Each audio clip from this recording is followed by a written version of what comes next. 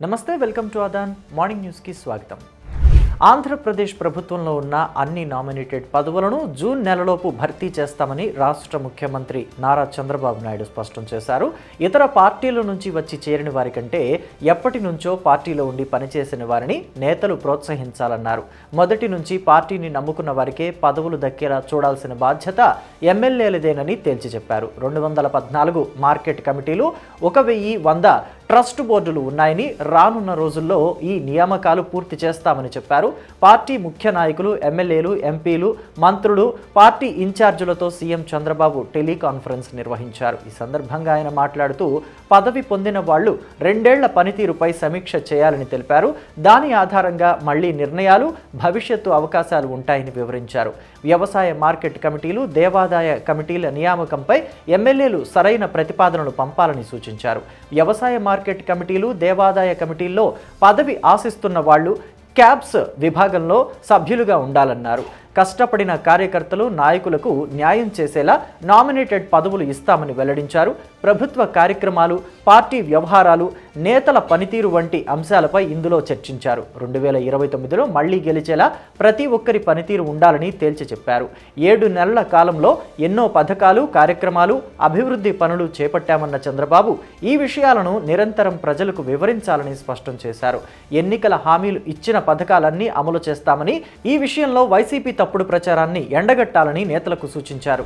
రంగారెడ్డి జిల్లా పొద్దుటూరులో ప్రపంచ స్థాయి ఎకో ఫ్రెండ్లీ ఎక్స్పీరియం పార్కును తెలంగాణ ముఖ్యమంత్రి రేవంత్ రెడ్డి ప్రారంభించారు. ఈ కార్యక్రమంలో మంత్రి జూపల్లి కృష్ణారావు, ప్రముఖ సినీ నటుడు చిరంజీవి, ప్రభుత్వ విప్ మహేందర్ రెడ్డి తదితరులు పాల్గొన్నారు. ప్రపంచ స్థాయి ప్రమాణాలతో 150 ఎకరాల్లో ఈ పార్కును తీర్చిదిద్దారు. దీనిలో 25,000 జాతుల మొక్కలు ఉన్నాయి. 85 దేశాల నుంచి దిగుమతి చేసుకున్న అరుదైన వృక్షాలు, చెట్లు ఉన్నాయి. ఎక్స్పీరియం పార్కులో 1,00,000 నుంచి 3.5 కోట్ల రూపాయల విలువ చేసే అరుదైన వృక్షాలు అందుబాటులో ఉంచారు. ఇప్పటికే పలు వృక్షాలను సినీ, రాజకీయ, వ్యాపార ప్రముఖులు కొనుగోలు చేశారు. రామ్దేవ్ రావు 6.5 ఏళ్ల పాటు శ్రమించి ఎక్స్పీరియంను తీర్చిదిద్దారు. దీనిలో వివిధ ఆకృతుల్లో రాక్ గార్డెన్ను సిద్ధం చేశారు. 1500 మంది కూర్చునేలా యాంఫీ థియేటర్ను ఏర్పాటు చేశారు. 150 కోట్ల రూపాయల విలువైన మొక్కలు, చెట్లు, వృక్షాలు కలిగిన ఏకైక పర్యాటక ప్రాంతంగా ఇది నిలిచింది. ఈ సందర్భంగా ఏర్పాటు చేసిన కార్యక్రమంలో సీఎం రేవంత్ రెడ్డి మాట్లాడుతూ అటవీ ప్రాంతాల సందర్శనకు మధ్యప్రదేశ్, ఇతర ప్రాంతాలకు వెళ్లాల్సిన పరిస్థితి ఉందని, మందిరాల సందర్శన కోసం తమిళనాడు, ఇతర ప్రాంతాలకు వెళుతున్నామని చెప్పారు. అయితే అన్ని సహజ వనరులు ఉన్నప్పటికీ తెలంగాణపై గత ప్రభుత్వాలు దృష్టి పెట్టలేదని చెప్పారు. ఎకో టూరిజంపై ఇటీవల అసెంబ్లీలో చర్చించామని, పర్యాటక పాలసీ తీసుకువచ్చి ఎకో టూరిజాన్ని ప్రోత్సహిస్తామని అన్నారు. ఎకో టూరిజం కింద త్వరలో వికారాబాద్ అభివృద్ధి చేస్తామని, రాష్ట్రంలో మరిన్ని పర్యాటక క్షేత్రాలు రావాల్సి ఉందని పేర్కొన్నారు. వరితో పాటు వాణిజ్య పంటల ప్రోత్సాహానికి ప్రభుత్వం ప్రణాళికలు సిద్ధం చేస్తోందని, తెలంగాణను ప్రకృతి వనంగా మార్చాల్సిన అవసరం ఎంతైనా ఉందని చెప్పారు. తల్లి పేరిట విద్యార్థులు మొక్కలు నాటి సంరక్షించే విధానం తీసుకొస్తామని అన్నారు. త్వరలో విధి విధానాలు ఖరారు చేస్తామని సీఎం రేవంత్ రెడ్డి అన్నారు. హైదరాబాద్ నగర శివారులో కొత్తగా 2 ఐటీ పార్కులను ఏర్పాటు చేసేందుకు ప్రణాళికలు రూపొందిస్తున్నట్టు రాష్ట్ర ఐటీ, పరిశ్రమల శాఖ మంత్రి డి సుధీర్ బాబు తెలిపారు. హైదరాబాద్లో 100 కోట్ల రూపాయలతో పెట్టుబడి పెట్టేందుకు ముందుకు వచ్చిన డ్యూ సాఫ్ట్వేర్ కంపెనీ ప్రతినిధులతో సచివాలయంలో ఆయన ప్రత్యేకంగా సమావేశమయ్యారు. ఐటీ రంగంలో హైదరాబాద్ వేగంగా అభివృద్ధి చెందుతోందని, ప్రముఖ కంపెనీలు ఇక్కడ పెట్టుబడులు పెట్టేందుకు ముందుకు వస్తున్నాయని తెలిపారు. హైటెక్ సిటీ తరహాలోనే కొత్తగా మరో 2 ఐటీ పార్కులను ఏర్పాటు చేయాలని నిర్ణయించామన్నారు. వీటిని ఎంత విస్తీర్ణంలో ఏర్పాటు చేయాలి, నగర శివార్లో ఏ ఏ ప్రాంతాల్లో ఇందుకు అనుకూలంగా ఉన్నాయో సంబంధిత యంత్రాంగం అధ్యయనం చేస్తోందని చెప్పారు. ఐటీ పార్కుల్లో పనిచేసే ఉద్యోగులకు అవసరమైన అన్ని మౌలిక సదుపాయాలను అభివృద్ధి చేస్తామని, రవాణా సౌకర్యాలు కూడా కల్పిస్తామని అన్నారు. నగరంలోని ఏ మూల నుండైనా ఈ పార్కులకు చేరుకునే ఏర్పాటు చేస్తామని చెప్పారు. ఈ పార్కుల్లో కొత్తగా పెట్టుబడులు పెట్టేందుకు ముందుకు వచ్చే సాఫ్ట్వేర్ కంపెనీలకు అవకాశం కల్పిస్తామని వెల్లడించారు. పెట్టుబడులు పెట్టేందుకు ముందుకు వచ్చే పరిశ్రమలకు భూ కేటాయింపులపై ఇప్పటివరకు ప్రత్యేక పాలసీ అంటూ ఏదీ లేదని, దీనివల్ల పారిశ్రామికవేత్తలు ఇబ్బంది పడుతున్నారని అన్నారు. అందుకే ప్రత్యేక పాలసీ రూపొందించాలని నిర్ణయించామని, పెట్టుబడితో పాటు కల్పించే ఉద్యోగాల సంఖ్య ఆధారంగా భూమిని కేటాయిస్తామని శ్రీధర్ బాబు చెప్పారు. హైదరాబాద్లో 100 కోట్ల పెట్టుబడి పెట్టేందుకు ముందుకు వచ్చిన డ్యూ స్టార్టప్ సాఫ్ట్వేర్ కంపెనీని సంతోషంగా ఆహ్వానిస్తామని, ప్రభుత్వ తరపున అన్ని రకాలుగా సహకరిస్తామని అన్నారు. రాబోయే 5 ఏళ్లలో ఈ సంఖ్య 900కి పైగా ఉపాధి అవకాశాలు కల్పిస్తుందని పేర్కొన్నారు. తెలుగుదేశం పార్టీ అధినేత రాష్ట్ర ముఖ్యమంత్రి నారా చంద్రబాబు నాయుడు అధ్యక్షతన పార్లమెంటరీ పార్టీ సమావేశం నిర్వహించారు. ఇక పార్లమెంటు బడ్జెట్ సమావేశాలు జనవరి 31న ప్రారంభం కానున్నాయి. తొలి రోజు శుక్రవారం పార్లమెంటు ఉభయ సభలను ఉద్దేశించి రాష్ట్రపతి ద్రౌపది ముర్ము ప్రసంగిస్తారు. ఆంధ్రప్రదేశ్లో సైబర్ క్రైమ్ పెరిగిందని, ఇతర నేరాలు తగ్గి ఈ తరహా నేరాలు పెరుగుతున్నాయని ఏపీ డీజీపీ ద్వారకా తిరుమలరావు అన్నారు. శ్రీకాకుళంలో ఆయన మీడియాతో మాట్లాడుతూ సైబర్ క్రైమ్ అనేది దేశవ్యాప్తంగా జరుగుతున్న అంశమని అన్నారు. దీనిని ఎలా అదుపు చేయాలనే దానిపై ఆలోచన చేస్తున్నామని, ప్రతి జిల్లాలో సైబర్ క్రైమ్ పోలీస్ స్టేషన్ను పెట్టామని యోచిస్తున్నట్టు చెప్పారు. వీటిని అరికట్టేందుకు నిపుణులను ఉపయోగించుకోవటం, ప్రజల్లో అవగాహన కల్పించడం ముఖ్యమన్నారు. ఎవరైనా అపరిచిత వ్యక్తులు ఫోన్ చేస్తే డబ్బులు చెల్లించవద్దని, సైబర్ క్రైమ్ నిరోధానికి ఏకైక మార్గం అవగాహనే అని అన్నారు. చిన్నపిల్లలపైన, వృద్ధులపైన లైంగిక దాడులు పెరుగుతున్నాయని, ఇది సభ్య సమాజం తలదించుకోవాల్సిన విషయమని పేర్కొన్నారు. రాష్ట్రంలో గంజాయి నిర్మూలనకు 5 కేబినెట్ మంత్రులతో కూడిన కమిటీని ప్రభుత్వం ఏర్పాటు చేసిందన్నారు. ఈగల్ సంస్థను ఏర్పాటు చేసి గంజాయి అడ్డుకట్ట వేస్తున్నట్టు వివరించారు. గంజాయి ఎక్కడ పట్టుబడినా వాటి మూలాలు ఉత్తరాంధ్రలోనే ఉంటున్నాయని తెలిపారు. అనకాపల్లి జిల్లా పరవాడలో బుధవారం 37,000 కిలోల గంజాయిని దగ్ధం చేస్తున్నట్టు వివరించారు. పోలీసులు ఇటీవల సంకల్పం పేరిట మాదక ద్రవ్యాల నిర్మూలన కార్యక్రమాలు నిర్వహించి కళాశాలలు, పాఠశాలల్లో విద్యార్థులకు అవగాహన కల్పిస్తున్నారని వెల్లడించారు. నేరాల నియంత్రణలో టెక్నాలజీని మరింతగా వినియోగించుకునేలా మార్చి 1 నాటికి 1,00,000 సీసీ కెమెరాలు ఏర్పాటు లక్ష్యంగా దృష్టి సారించామని అన్నారు. సీసీ కెమెరాలను దాతలు, ప్రజల సహకారంతో ఏర్పాటు చేస్తున్నట్టు వివరించారు. ఎక్కడ ఎటువంటి క్రైమ్ జరిగినా ఏదో ఒక కెమెరాలో రికార్డు కావాలన్నదే తమ ప్రయత్నమని పేర్కొన్నారు. రాష్ట్ర వ్యాప్తంగా 2 లక్షల స్పాట్లను గుర్తించడం జరిగిందన్నారు. ఇక 2 లక్షల సీసీ కెమెరాలను ఆ ప్రదేశాల్లో ఏర్పాటు చేయాల్సిన అవసరం ఉందని తెలిపారు. ఇక పోలీసులు ప్రజలకు పారదర్శకమైన సేవలు అందజేయాలని చెప్పారు. రాష్ట్రం మొత్తంగా చూసుకుంటే ఇక క్రైమ్ రేటు తగ్గడం మాత్రం అభినందించదగ్గ విషయమని పేర్కొన్నారు. దేశంలో మావోయిస్టుల ఏరివేత కొనసాగుతోందని, అయితే వారు ఆంధ్రప్రదేశ్ వైపు వచ్చే అవకాశం లేదని చెప్పారు. విశ్రాంత ఐపీఎస్ అధికారి ఏబీ వెంకటేశ్వరరావు సస్పెన్షన్ కాలాన్ని ఆంధ్రప్రదేశ్ ప్రభుత్వం క్రమబద్ధీకరించింది. గతంలో జగన్ ప్రభుత్వం 2 సార్లు ఆయనపై సస్పెన్షన్ వేటు వేసింది. మొదటి దఫా 2020 ఫిబ్రవరి నుంచి 2022 ఫిబ్రవరి 7 వరకు సస్పెన్షన్ చేసింది. అయితే రెండవసారి 2022 జూన్ 28 నుంచి 2024 మే 30 వరకు సస్పెన్షన్ విధించింది. తాజాగా ఆ కాలాన్ని విధులు నిర్వహించినట్లుగా క్రమబద్ధీకరిస్తూ ప్రభుత్వం ఉత్తర్వులు జారీ చేసింది. ఇక సస్పెన్షన్ కాలంలో ఏబీవీకి ఇవ్వాల్సిన మొత్తం వేతనం, అలవెన్సులు చెల్లించాలని స్పష్టం చేసింది. సస్పెన్షన్ వేటు పడకపోతే ఎంత మొత్తం ఇవ్వాలో ఆ మేరకు చెల్లించాలని ఆదేశించింది. ఏబీవీపై నమోదు చేసిన అభియోగాలను ఇటీవల రాష్ట్ర ప్రభుత్వం వెనక్కి తీసుకున్న విషయం కూడా విదితమే. రైతు బంధు కింద కేసీఆర్ ప్రభుత్వం రైతులకు 73,000 కోట్లు ఇచ్చిందని, కానీ నల్గొండ బిడ్డలు జీవోత్సవంగా మారడానికి కారణం కాంగ్రెస్ ప్రభుత్వం అంటూ రేవంత్ సర్కారుపై నిప్పులు చెరిగారు బీఆర్ఎస్ కార్యనిర్వాహక అధ్యక్షుడు కేటీఆర్. నల్గొండ క్లాక్ టవర్ కూడలిలో నిర్వహించిన భారాస రైతు మహాధర్నా కార్యక్రమానికి కేటీఆర్ హాజరయ్యారు. తొలుత నాగార్జున కళాశాల వద్ద తెలంగాణ తల్లి విగ్రహానికి కేటీఆర్ నివాళులర్పించారు. అక్కడి నుంచి క్లాక్ టవర్ వద్దకు భారీ ర్యాలీ నిర్వహించారు. అనంతరం కేటీఆర్ మాట్లాడుతూ కొన్ని కీలక వ్యాఖ్యలు చేశారు. ఆనాడు నిజాం సర్కార్ను నిలదీసిన గడ్డ నల్గొండ అని కేటీఆర్ పేర్కొన్నారు. ఇక ఈ జిల్లాకు మాజీ సీఎం కేసీఆర్ ఏం చేశారని అసెంబ్లీలో ఒక మంత్రి అడిగారని చెప్పారు. కేసీఆర్ వరి ఉత్పత్తిలో నల్గొండ జిల్లాను నెంబర్ 1 చేశారని రైతు ధర్నా వేదికగా కేటీఆర్ బదులిచ్చారు. కాంగ్రెస్ పార్టీ అధికారంలోకి వస్తే రైతు బంధుకు రామ్ రామ్ అవుతుందని కేసీఆర్ ఎప్పుడో చెప్పారని గుర్తు చేశారు. అధికారంలోకి వచ్చి ఏడాది పూర్తయినా రైతు బంధు నిధులు ₹1 కూడా ఇవ్వడం లేదని, కాంగ్రెస్ ప్రభుత్వం ప్రజలను మోసం చేసిందని చెప్పారు. ఇక ఈ కార్యక్రమంలో బీఆర్ఎస్ పార్టీకి చెందిన పలువురు ముఖ్య నేతలు పాల్గొన్నారు. విశ్వవ్యాప్తంగా యువతను ఉర్రూతలూగిస్తున్న British rock band Coldplay ఇప్పుడు భారత్లోనూ సందడి చేస్తుంది. ఇటీవల 2 నగరాల్లో జరిగిన ఈ ఈవెంట్లకు యువత ఫిదా అవుతున్నారు. ఈ క్రమంలోనే తాజాగా ప్రధానమంత్రి నరేంద్ర మోదీ కూడా దీని గురించి మాట్లాడడం ఆసక్తికరంగా మారింది. ఒడిశా పర్యటనలో ఉన్న ప్రధాని తన ప్రసంగంలో కోల్డ్ ప్లే ప్రదర్శనను ప్రస్తావించారు. ఈ కాన్సర్ట్ ఎకనామీకి బూస్ట్ ఇచ్చే దిశగా ఆలోచన చేయాలన్నారు. ఒడిశా రాజధాని భువనేశ్వర్లో 2 రోజుల పాటు జరిగే ఉత్కర్ష ఒడిశా సదస్సుకు ప్రధాని మోదీ ముఖ్య అతిథిగా హాజరయ్యారు. ఈ సందర్భంగా ఆయన మాట్లాడుతూ ముంబై, అహ్మదాబాద్లో నిర్వహించిన కోల్డ్ ప్లే కాన్సర్ట్స్ అద్భుత చిత్రాలను మీరు వీక్షించే ఉంటారని, ఇలాంటి లైవ్ కాన్సర్ట్స్ మన దేశంలో మంచి స్కోప్ ఉందని చెప్పేందుకు ఆ షోలు నిదర్శనంగా నిలిచాయన్నారు. ప్రపంచవ్యాప్తంగా ఉన్న పెద్ద పెద్ద కళాకారులు ఇక్కడ భారత్ వైపు ఆకర్షితులవుతున్నారని మోదీ వ్యాఖ్యానించారు. గత 10 ఏళ్లుగా లైవ్ ఈవెంట్లు, కాన్సర్ట్ల ట్రెండ్లో పెరుగుతోందని భారత్ వైపు డిమాండ్ పెరుగుతోందని చెప్పారు. దేశంలో కాన్సర్ట్ ఎకానమీ రంగంలో రోజురోజుకు అభివృద్ధి చెందుతోందని చెప్పారు. సంగీతం, నృత్యం, కథలకు సంబంధించి మనది ఘనమైన వారసత్వమని అన్నారు. ఇలాంటి దేశంలో కాన్సర్ట్లకు విశేష ఆదరణ లభిస్తుందని ఆశాభావం వ్యక్తం చేశారు. ఇందుకు తగ్గ మౌలిక సదుపాయాలను ఏర్పాటు చేయడంపై రాష్ట్ర ప్రభుత్వాలు, ప్రైవేటు రంగాలు దృష్టి సారించాలని సూచించారు. కాన్సర్ట్ ఎకానమీకి మరింత బలోపేతం చేసే దిశగా చర్యలు చేపట్టాలన్నారు. జనవరి 31వ తేదీ నుంచి పార్లమెంటు సమావేశాలు మొదలు కానున్నాయి. ఈ దఫా పార్లమెంటు సమావేశాలు 2 విడతల్లో జరగనున్నాయి. తొలి విడత సమావేశాలు 31వ తేదీన మొదలై ఫిబ్రవరి 13వ తేదీ వరకు కొనసాగుతాయి. రెండో విడత సమావేశాలు మార్చి 10న మొదలై ఏప్రిల్ 4వ తేదీ వరకు కొనసాగుతాయి. మంగళవారం విడుదలైన పార్లమెంటరీ బులెటిన్ ప్రకారం ఆర్థిక మంత్రి నిర్మలా సీతారామన్ ఫిబ్రవరి 1వ తేదీన లోక్సభలో 2025కు సంబంధించిన బడ్జెట్ను ప్రవేశపెడతారు. అనంతరం ముందు రోజు రాష్ట్రపతి ఉభయ సభలను ఉద్దేశించి ప్రసంగిస్తారు. రాష్ట్రపతి ప్రసంగం ముగిసిన అరగంట తరువాత రాజ్యసభ కార్యకలాపాలు మొదలవుతాయి. పార్లమెంటు సమావేశాలకు ముందు రోజు జనవరి 30న ప్రభుత్వం అఖిలపక్ష సమావేశం ఏర్పాటు చేసిందని కేంద్ర పార్లమెంటరీ వ్యవహారాల మంత్రి కిరణ్ రిజిజు తెలిపారు. రాబోయే సమావేశాల్లో సభను సజావుగా నిర్వహించేందుకు ప్రతిపక్ష నాయకులు సహకరించాలని ఆయన విజ్ఞప్తి చేశారు. ఈ సందర్భంగా గతంలో సమావేశాలు జరిగిన తీరును ప్రస్తావించారు.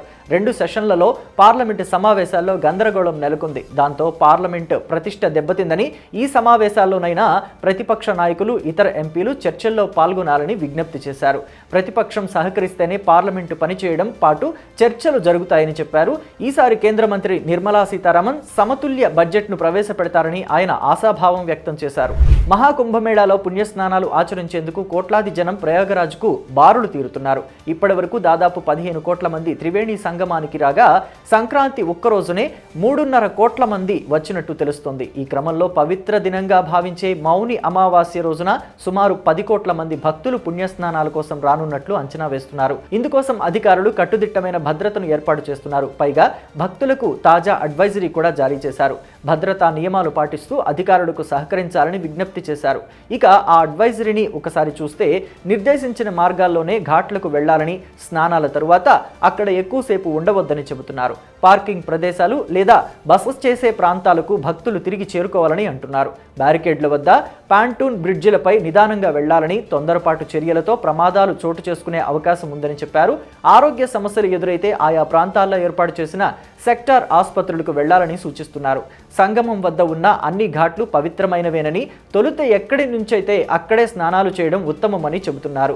సోషల్ మీడియా లేదా ఇతర మార్గాల్లో వచ్చే వదంతులు నమ్మవద్దని, సౌకర్యాలు ఏర్పాట్ల గురించి చేసే అసత్య ప్రచారాలను విశ్వసించవద్దని అంటున్నారు. ముఖ్యంగా రోడ్ల మీద గుంపులుగా నుంచవద్దని, స్నానాల ప్రదేశాలు, ఆలయాల్లో దర్శనాలకు హడావుడిగా వెళ్లవద్దని చెబుతున్నారు. అన్ని వేళలా అప్రమత్తంగా ఉంటూ అవసరమైన చోట పోలీసులు, అధికారుల సాయం తీసుకోవాలని సూచిస్తున్నారు. భక్తుల రద్దీ నియంత్రణ నిబంధనలు పాటిస్తూ పోలీసులకు సహకరించాలని కోరారు. అసెంబ్లీ ఎన్నికల వేళ ఢిల్లీ ముఖ్యమంత్రి అతిషీకి ఊరట లభించింది. ఆమెకు వ్యతిరేకంగా బీజేపీ దాఖలు చేసిన పరువు నష్టం పిటిషన్ను నగరంలోని రౌస్ అవెన్యూ కోర్టు కొట్టివేసింది. ఆమె మొత్తం పార్టీని ఉద్దేశించి మాట్లాడారని, ఒక వ్యక్తిని లక్ష్యంగా చేసుకుని వ్యాఖ్యానించలేదని న్యాయస్థానం పేర్కొంది. దీంతో ఆమెకు ఈ కేసులో ఉపశమనం లభించింది. గత ఏడాది లోక్సభ ఎన్నికల ముందు మంత్రిగా వ్యవహరించిన అతిషి బీజేపీపై తీవ్ర ఆరోపణలు చేశారు. తమ పార్టీలో చేరకపోతే ఎన్ఫోర్స్మెంట్ డైరెక్టరేట్ ఆప్ నేతలను అరెస్టు చేస్తుందని చెబుతూ కాషాయ పార్టీకి చెందిన కొందరు వ్యక్తులు బెదిరించారని ఆమె ఆరోపించారు. దీంతో అతిషికి వ్యతిరేకంగా బీజేపీ నేత ప్రవీణ్ శంకర్ కపూర్ పోలీసులకు ఫిర్యాదు చేయడంతో ఎఫ్ఐఆర్ నమోదైంది. దీంతో పాటు ఆమెపై న్యాయస్థానంలో పరువు నష్టం పిటిషన్ కూడా దాఖలు చేశారు. ఈ కేసుపై తాజాగా విచారణ చేపట్టింది న్యాయస్థానం. అతిషి బీజేపీని ఉద్దేశించి వ్యాఖ్యానించారని, ఒక వ్యక్తిని లక్ష్యంగా చేసుకుని మాట్లాడలేదని పిటిషన్ కొట్టివేసింది. ఇది ఇలా ఉండగా దేశ రాజధాని ఢిల్లీలో అసెంబ్లీ ఎన్నికలకు సమయం దగ్గర పడుతోంది. ఫిబ్రవరి 5న పోలింగ్, 8న ఫలితాలు వెలువడనున్నాయి. కల్కాజీ స్థానం నుంచి సీఎం అతిషి మరోసారి ఎన్నికల బరిలోకి దిగుతున్నారు. బీజేపీ, ఆర్ఎస్ఎస్లు దేశంలోని స్వాతంత్రానికి పూర్వం నాటి పరిస్థితులను కోరుకుంటున్నాయని ఎంపీ రాహుల్ గాంధీ చేసిన వ్యాఖ్యలపై రాజకుటుంబ వారసుడు, కేంద్ర మంత్రి జ్యోతిరాదిత్య సింధియా ఆగ్రహం వ్యక్తం చేశారు. స్వాతంత్రానికి పూర్వం రాజులకు తప్ప వెనుకబడిన వర్గాలకు ఎలాంటి అధికారాలు లేవని రాహుల్ చేసిన వ్యాఖ్యలను తప్పుపట్టారు. మహారాజులు ప్రజల కోసం ఏం చేశారో ముందు తెలుసుకుని తరువాత ఇలాంటి వ్యాఖ్యలు చేయాలన్నారు. బరోడా రాజు షాయాజీరావు గైక్వాడ్ బాబాసాహెబ్ అంబేద్కర్ విద్యకు సాయం చేశారని గుర్తు చేశారు. 1902లో షాయాజీ సయాజీ మహారాజ్ వెనుకబడిన తరగతులకు 50% రిజర్వేషన్లు కల్పించి సామాజిక న్యాయానికి పునాది వేశారని అన్నారు. గ్వాలియర్ మాధవ్ మహారాజ్ వెనుకబడిన తరగతులకు సాధికారత కోసం విద్య, ఉద్యోగ కేంద్రాలను స్థాపించారని అన్నారు. ధోల్పూర్ రాజ్ కుటుంబీకులు సామాజిక మౌలిక సదుపాయాల అభివృద్ధికో కీలక పాత్ర పోషించారని, మహారాజ్ రాణా నిహాల్ సింగ్ పరిపాలనను ఆధునీకరించారని, అప్పట్లోనే ఆయన రహదారులు, ఆసుపత్రులు, రైల్వే స్టేషన్లు మొదలైన మౌలిక సదుపాయాలు కల్పించారని పేర్కొన్నారు. రాజులు ప్రజలకు చేసిన సహాయాలను విస్మరించడం రాహుల్ గాంధీ అజ్ఞానానికి నిదర్శనమని విమర్శించారు. నిరాధారమైన వ్యాఖ్యలు చేయడం ఆయనకు అలవాటేనని, ఇప్పటికైనా వాటి నుంచి బయటకు రావాలని, ప్రజల సమస్యలపై ఆలోచించాలని సూచించారు. దళితులు, వెనుకబడిన తరగతుల వారి హక్కులను కాళరాసిన చరిత్ర కాంగ్రెస్ ఉందని దుయ్యబట్టారు. రోజూ రాజ్యాంగాన్ని జేబులో పెట్టుకుని తిరిగే రాహుల్ అధికార కాంక్షతోనే అలా మాట్లాడుతున్నారని మండిపడ్డారు. దేశవాళీలో ప్రతి ఒక్కరూ తప్పనిసరిగా ఆడాలని భారత స్టార్లకు బీసీసీఐ షరతు పెట్టింది. అందుకు తగినట్టుగానే కెప్టెన్ రోహిత్ శర్మ, యశస్వి జైస్వాల్, రిషబ్ పంత్, శుభ్మన్ గిల్, శ్రేయస్ అయ్యర్ తదితరులు ఆడేశారు. ఇప్పుడు విరాట్ కోహ్లీ కూడా సిద్ధమయ్యారు. రోహిత్, శ్రేయస్, యశస్వి ముంబై జట్టుకు ప్రాతినిధ్యం వహించారు. కానీ ముగ్గురు ఘోరంగా విఫలమయ్యారు. దీంతో జమ్మూ కాశ్మీర్ చేతిలో ముంబైకి ఓటమి తప్పలేదు. ఈ క్రమంలో భారత స్టార్లపై క్రికెట్ దిగ్గజం సునీల్ గవాస్కర్ తీవ్ర అసహనం వ్యక్తం చేశారు. బౌలింగ్కు సహకరిస్తున్న పిచ్పై అటాకింగ్ చేయాలనే రోహిత్, శ్రేయస్ ఆలోచనపై గవాస్కర్ విమర్శలు గుప్పించారు. శార్దూల్ ఠాకూర్, తనుష్ కొటియన్ను చూసి నేర్చుకోవాలని హితవు పలికారు. జాతీయ జట్టులోకి రావాలని భావిస్తున్న తనుష్ పై సెలెక్టర్లు దృష్టి సారించాలని సూచించారు. ముంబై జట్టులోని టెస్టు బ్యాటర్లు అవుట్ అయిన తీరు మరోసారి చర్చకు వచ్చింది. ప్రస్తుతం రోజుల్లో దూకుడైన ఆట తీరుతో సుదీర్ఘ ఫార్మాట్ ప్రమాదంలో పడేలా ఉందని, అయితే ఫ్లాట్ పిచ్పై వేగంగా ఆడితే ప్రయోజనం ఉంటుందని చెప్పారు. బంతికి సహకారం లభిస్తున్న పిచ్పై టెక్నిక్ బాగుండాలని, మంచి డెలివరీని గౌరవించాలని చెప్పారు. అలా కాకుండా ప్రతి బంతిని కొడదామనే ఉద్దేశంతో ఉంటే గత టెస్టు సిరీస్లో మాదిరిగానే పరాభవం ఎదురవుతుందని చెప్పారు. కాస్త ఇంగిత జ్ఞానం, ఓర్పు ప్రదర్శించాలని, జమ్మూ కాశ్మీర్తో మ్యాచ్లో ముంబై కనీసం మరో 50 పరుగులు చేసి ఉంటే ఫలితం మరోలా ఉండేదని చెప్పారు. సిల్లీ షాట్లతో వికెట్లను సమర్పించడం ఇకనైనా ఆపేయాలని ఆటగాళ్లకు హితవు పలికారు. భారత్కు చెందిన మత్స్యకారులపై శ్రీలంక నేవీ కాల్పులు జరపడంపై విదేశాంగ శాఖ తీవ్రంగా స్పందించింది. ఈ ఘటనలో 2 మత్స్యకారులు తీవ్ర గాయాలతో ఆసుపత్రిలో చికిత్స పొందుతుండగా మరో 3గురికి స్వల్ప గాయాలయ్యాయి. దీనిపై తీవ్ర నిరసన వ్యక్తం చేస్తూ శ్రీలంక రాయబారికి భారత్ సమన్లు జారీ చేసింది. అటు కొలంబోలోని భారత హైకమిషన్ కూడా ఈ విషయాన్ని శ్రీలంక విదేశాంగ శాఖ ముందు లేవనెత్తినట్టు తెలిపింది. శ్రీలంక తీరంలోని డెల్ఫ్ దీవికి సమీపంలోకి వెళ్లిన 13 మంది భారత జాలర్లు అక్కడి నౌకాదళం అడ్డుకుంది. తమిళనాడు, పుదుచ్చేరికి చెందిన వీరిని అరెస్టు చేస్తున్న సమయంలో పలువురు తప్పించుకునేందుకు ప్రయత్నం చేసినట్టు తెలుస్తోంది. దీంతో వారిపై శ్రీలంక నావికాదళం కాల్పులు జరిపింది. ఆ ఘటనలో 2 మత్స్యకారులు తీవ్రంగా గాయపడ్డారు. వీరిని జాఫ్నా ఆసుపత్రిలో చేర్పించగా గాయపడిన మరో 3గురితో పాటు మిగతా వారందరినీ శ్రీలంక పోలీసులు కస్టడీలోకి తీసుకున్నారు. ఈ విషయం తెలిసిన వెంటనే జాఫ్నాలోని భారత కాన్సులేట్ అధికారులు ఆసుపత్రికి వెళ్లి గాయపడిన జాలర్లను పరామర్శించారు. ఇదే అంశంపై ఢిల్లీలో శ్రీలంక రాయబారికి భారత్ సమన్లు జారీ చేసింది. మత్స్యకారుల జీవనోపాధిని దృష్టిలో ఉంచుకుని వారి సమస్యలపై మానవతా దృక్పథంతో వ్యవహరించాలని భారత్ ఎల్లప్పుడూ కోరుకుంటోందని విదేశాంగ శాఖ వెల్లడించింది. ఎటువంటి పరిస్థితుల్లోనూ బలప్రయోగం చేయడం ఆమోదయోగ్యం కాదని మరోసారి తేల్చి చెప్పింది. ఈ విషయంలో ఇరు ప్రభుత్వాల మధ్య కొనసాగుతున్న అవగాహన ఒప్పందాలను ఖచ్చితంగా పాటించాలని సూచించింది. అమెరికా పౌరులకు ఆదాయపు పన్ను నుంచి విముక్తి కల్పించేలా సోమవారం ఆ దేశ అధ్యక్షుడు డొనాల్డ్ ట్రంప్ ప్రతిపాదనలు చేశారు. ప్రజలు స్వేచ్ఛగా ఖర్చు చేసి ఆర్థిక వ్యవస్థలోకి నిధుల ప్రవాహాన్ని పెంచేందుకే ఆ దిశగా అడుగులు వేస్తున్నట్టు తెలుస్తోంది. ప్రజలను ధనవంతులను చేసే వ్యవస్థ పునరుద్ధరణ దిశగా ఈ చర్యలు ఉపయోగపడుతుందని ట్రంప్ అభిప్రాయపడ్డారు. ప్రస్తుతం అమెరికా ప్రభుత్వానికి లభించే ఆదాయంలో ఇన్కమ్ ట్యాక్స్ నుంచే వచ్చే మొత్తం చెప్పుకోదగ్గ స్థాయిలో ఉంది. ట్రంప్ నిర్ణయంతో ఆ మేరకు కోత పడితే దానిని భర్తీ చేసుకునేందుకు దిగుమతి సుంకాలను వాడుకోవాలన్నది ప్రణాళికాబద్ధంగా తెలుస్తోంది. అమెరికన్లను ధనవంతులు, మరింత శక్తివంతులుగా చేసే వ్యవస్థలోకి మనం వెళుతున్నామని, ఇతర దేశాలను సుసంపన్నం చేసేందుకు మన వారిపై పన్నులు వేసే బదులు మనమే విదేశాలపై పన్నులు విధించి అమెరికన్లను ధనవంతులను చేయాలని అన్నారు. వీటిని వసూలు చేసేందుకు ఎక్స్టర్నల్ రెవెన్యూ సర్వీసును ప్రారంభించాలని రిపబ్లికన్ సభ్యులు సమావేశంలో వ్యాఖ్యానించారు. అమెరికా చరిత్రలోనే 1870 నుంచి 1913 మధ్య ప్రజలు అత్యధిక సంపదతో తొలతూగారని ట్రంప్ పేర్కొన్నారు.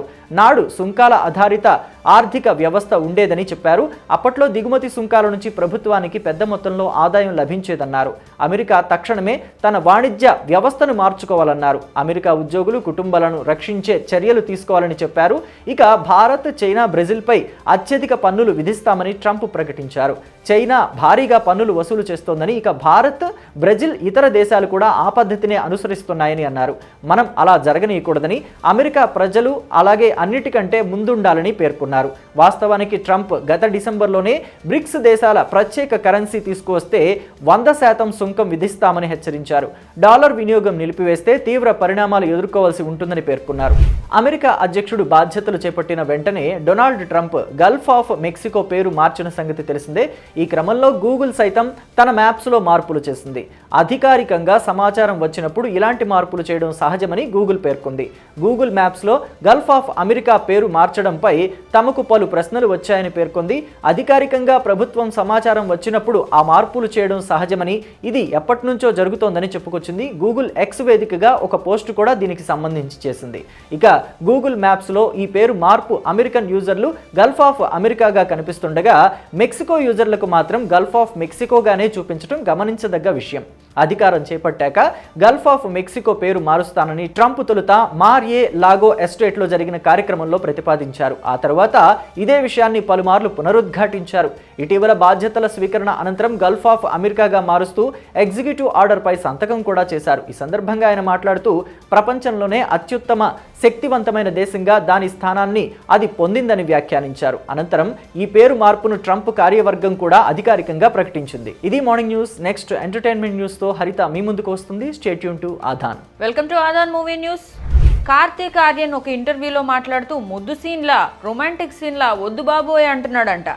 ఎందుకు అనే ఆ యాంకర్ అడిగిన ప్రశ్నకి కార్తీక్ ఆర్యన్ సమాధానం చెప్తూ, ఒక సినిమాలో ఒక లిప్ లాక్ సీన్ ఉందంట. ఆ లిప్ లాక్ సీన్లో ఆ లిప్ లాక్ సీన్ చిత్రీకరించడానికి 37 టేకులు పట్టిందంట ఆ హీరోకి, హీరోయిన్కి. దీనంతటికీ కారణం ఆ హీరోయిన్ మిస్టీనే. సో ఇలాంటి సీన్లు అయితే నేను చేయలేను బాబోయ్, నాకే చిరాకు వచ్చింది ఆ రోజు చేయడానికి అని చెప్పి భయపడిపోతున్నారంట. నిజమే, మరి కొంత ముద్దు సీన్లు, రొమాంటిక్ సీన్లు ఉన్నప్పుడు ఆ హీరోకి, హీరోయిన్కి మధ్య కొంత కెమిస్ట్రీ వర్కౌట్ అవ్వాలి. అవన్నీ వర్కౌట్ అవ్వకుండా ఇలాంటి సీన్లు చేయలేమని చెప్పి బోల్డ్గానే ఆ యాంకర్కి షాక్ ఇచ్చాడు కార్తీక్ ఆర్యన్. రాజమౌళి దర్శకత్వంలో మహేష్ బాబు నటిస్తున్న చిత్రం SSMB 29 చిత్ర షూటింగ్ని స్టార్ట్ చేసుకుందని చెప్పొచ్చు. అయితే అమెజాన్ అడవుల్లో ఈ చిత్ర యూనిట్ అంతా కూడా చిత్రీకరణని ప్రారంభించిందని అయితే చెప్పొచ్చు. అయితే ఈ సినిమాలో భాగంగానే మొన్న seize the ship, seize the lion అని చెప్పి పాస్పోర్ట్ని లాక్ చేయడం, మహేష్ బాబు విదేశాలకు వెళ్లకుండా అనుమతిని ఇచ్చినట్టుగా కనిపించిన ఒక పోస్టర్ని మూవీ యూనిట్ అయితే రిలీజ్ చేసింది.